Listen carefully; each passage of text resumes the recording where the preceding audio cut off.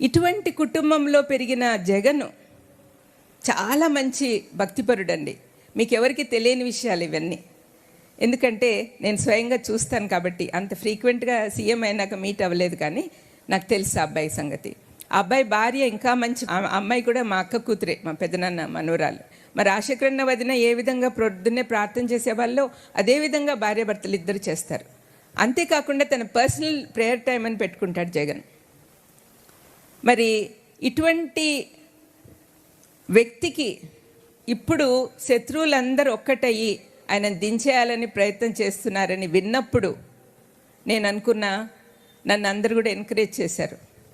అమ్మ మీరు వెళ్ళాలి, పేదల కోసం పాటుపడి ఆయనను ఉంచాలి ఇక్కడ, అందుకని మీరు వెళ్ళండి అని నన్ను ప్రోత్సహించినందువల్ల వెళ్ళాలనుకున్నా ఎలా వెళ్ళాలో నాకు తెలియదు.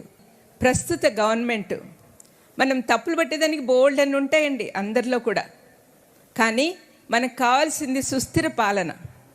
పేదలకి హెల్ప్ చేసే ప్రభుత్వం మనకు కావాలి. ఈయన ప్రభుత్వం వచ్చినప్పటి నుంచి మీరు చూస్తూనే ఉన్నారు. ఫస్ట్ 2 years కరోనా వల్ల నష్టాలు, తర్వాత వరదలు తుఫాన్లు వచ్చినాయి.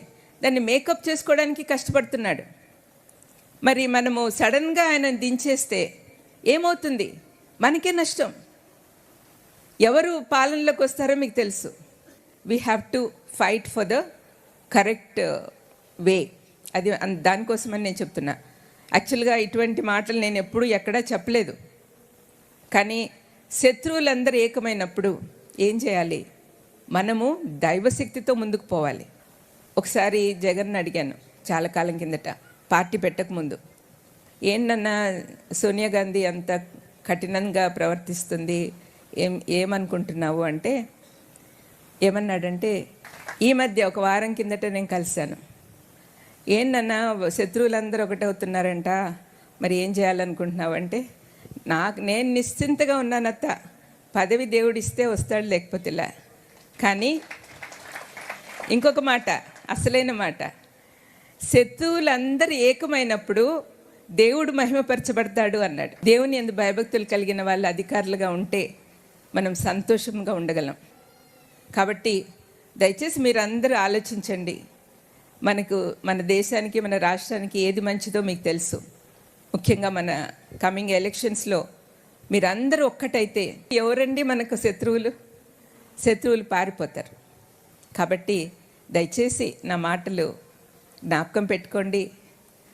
ఇంకొకసారి మనకి ఈ ప్రభుత్వమే కావాలి అని ప్రార్థన చేయండి.